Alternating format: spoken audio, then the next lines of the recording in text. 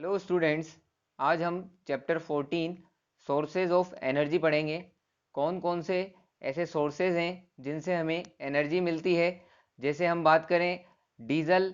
Diesel एक fossil fuel है जिससे हम ट्रेन चला सकते हैं, कार चला सकते हैं। इलेक्ट्रिसिटी, इलेक्ट्रिसिटी से हम डिफरेंट डिफरेंट इलेक्ट्रिकल अप्लाइंसेस चला सकते हैं।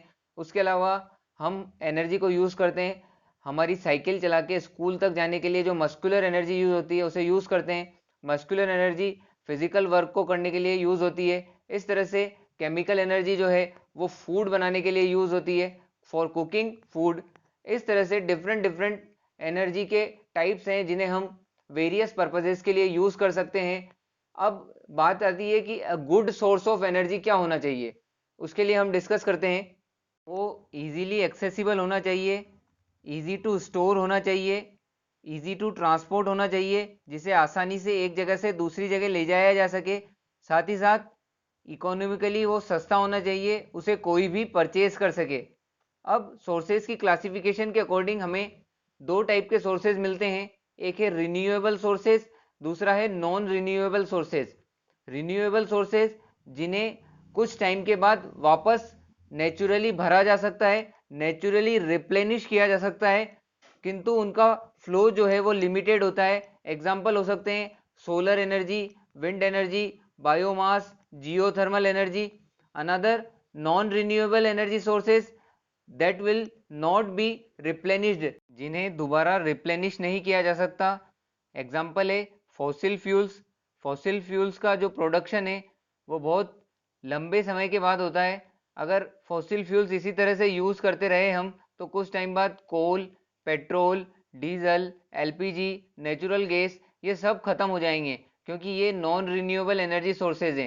फीचर्स ऑफ गुड फ्यूल, कोई फ्यूल है उसके क्या क्या फीचर्स हो सकते हैं, किस तरह से हम उसे क्लासीफाई कर सकते हैं कि वो गुड फ्यूल है या bad fuel. It should have high calorific value, उसकी कैलोरीफिक वैल्यू हाई होनी चाहिए। It should not produce smoke while burning, वो जलते समय धुआं ज़्यादा उत्पन्न नहीं करना चाहिए।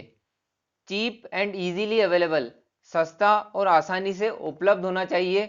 Easy to handle and safe to transport, जिसे आसानी से हैंडल किया जा सके और आसानी से ट्रांसपोर्ट किया जा सके।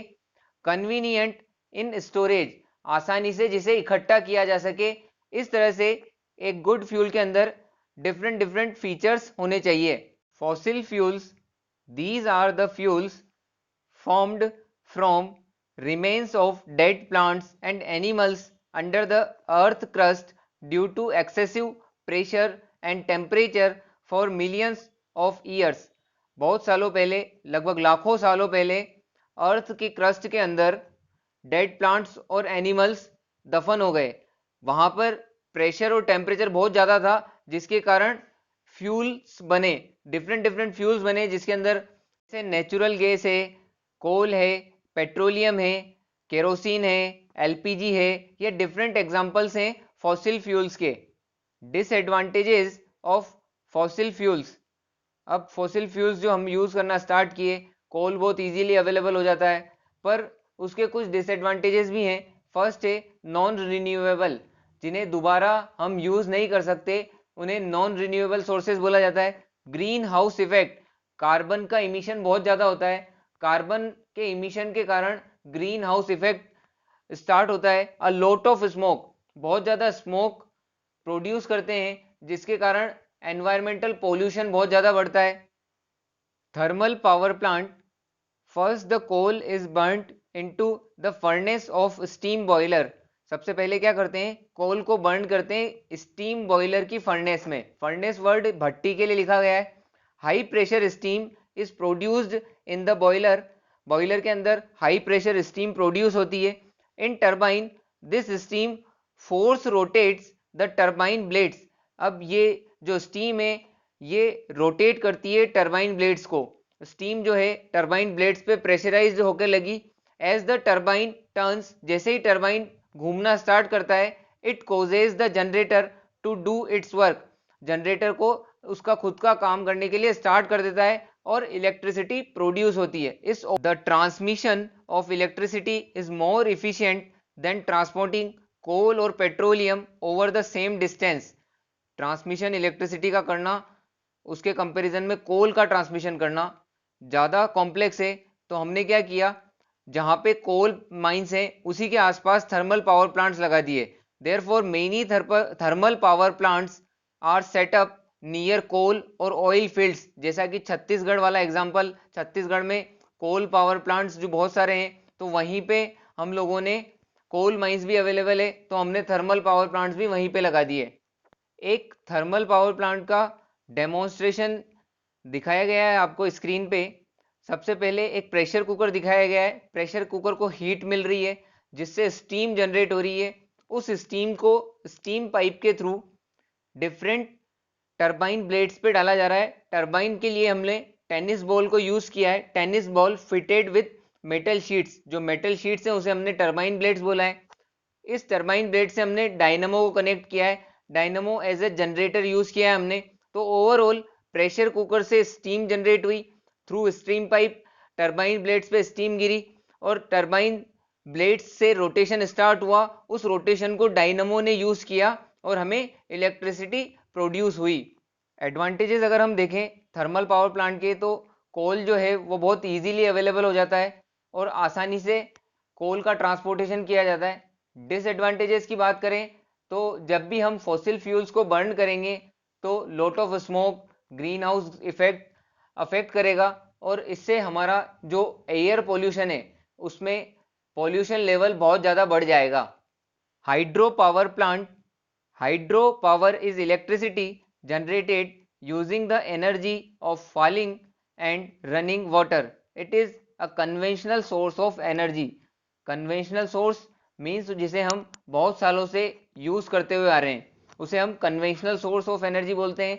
हाइड्रो पावर पानी के गिरने से या पानी के बहने से जो एनर्जी जनरेट होती है उसे हम हाइड्रो पावर बोलते हैं। Working of hydro power plant, dam reservoir is made over a river to collect water in large amount.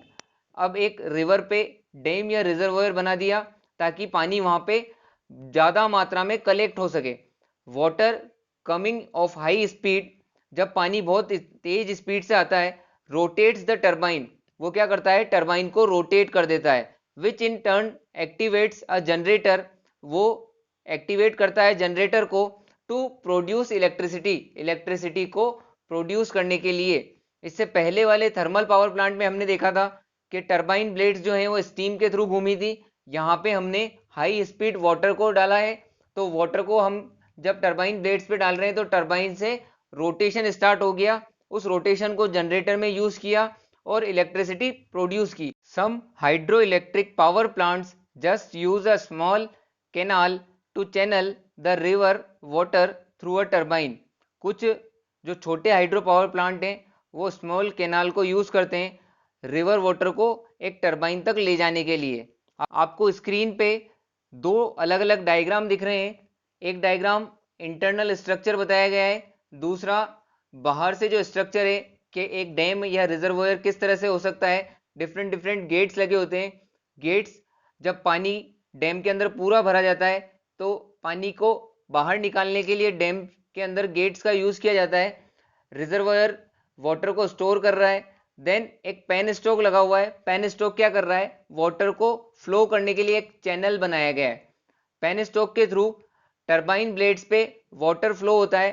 High speed water जब टरबाइन ब्लेड्स पे फ्लो होता है तो जनरेटर एक्टिवेट हो जाता है, जो डायग्राम में आपको दिख रहा है। जनरेटर एक्टिवेट करके हम लोग क्या करते हैं, इलेक्ट्रिसिटी प्रोड्यूस करते हैं। पावर हाउसेस के थ्रू हम लोग ट्रांसमिशन लाइन के अंदर इलेक्ट्रिसिटी को फ्लो कराते हैं। ट्रांसमिशन लाइन के थ्रू हम इलेक्ट्रिसिटी एक साइड से दूसरी साइड पे लेके जाते हैं। टरबाइन ब्लेड्स के रोटेट होने के कारण जनरेटर को पावर मिल रही है, साथ ही साथ इलेक्ट्रिसिटी प्रोड्यूस हो रही है। इस हाइड्रो पावर प्लांट में एक कंसेप्ट है, कंसेप्ट हमने मैकेनिकल एनर्जी का कन्वर्जन इलेक्ट्रिकल एनर्जी में किया। Conversion of mechanical energy into electrical energy. Electrical energy जो इलेक्ट्रिसिटी प्रोड्यूस हुई है उसके लिए हमने लिखा है advantages of hydro power plant. Hydro power plant के क्या क्या एडवांटेजेस हो सकते हैं। First important advantage, renewable source of energy. Water is free of cost, water जो है वो फ्री ऑफ कॉस्ट सबके लिए अवेलेबल है। These plants are pollution free, इतना ज़्यादा पॉल्यूशन नहीं होता है, ये प्लांट्स जो हैं वो पॉल्यूशन फ्री होते हैं। Construction of dams helps to control floods, अगर हमने डैम्स बना दिए तो थोड़ी मदद हम फ्लड्स को कंट्रोल करने के लिए भी करते हैं। Disadvantages of hydro power plant, hydro power established in some certain locations, it depends on location of river, ocean, also large area is required to build a dam। Hydro power हर जगह establish नहीं किया जा सकता, केवल कुछ certain locations ही हैं, उन लोकेशंस को इस्टेब्लिश कर सकते हैं, जैसे लोकेशन ऑफ रिवर हो सकता है, लोकेशन ऑफ ओशियन हो सकता है। साथ ही साथ इस पूरे प्रोजेक्ट को बनाने के लिए बहुत बड़ा एरिया चाहिए होता है, इस एरिया के अंदर जो भी आसपास वेजिटेशन है, इकोसिस्टम है, वो हमें खत्म करना होता है। Vegetation submerged below dam produces methane which leads to greenhouse effect, जो आसपास वेजिटेशन था वो डैम के अंदर पानी भराने के कारण, रिजर्वायर के अंदर पानी भराने के कारण पूरा का पूरा जलमग्न हो जाता है। सबमर्ज मतलब उसके अंदर डूब जाना। प्रोड्यूसेस मीथेन, साथ ही साथ क्या होता है, मीथेन का प्रोडक्शन होता है। CH4 गैस जिसके लिए हम मीथेन वर्ड यूज करते हैं, वो एक ग्रीन हाउस गैस होती है जिसके कारण ग्रीन हाउस इफेक्ट बढ़ता है। इस तरह से इस चैप्टर में हमने hydro power plant, thermal power plant, good source of energy, good fuel क्या होता है, इसके बारे में डिस्कस किया। Thank you very much.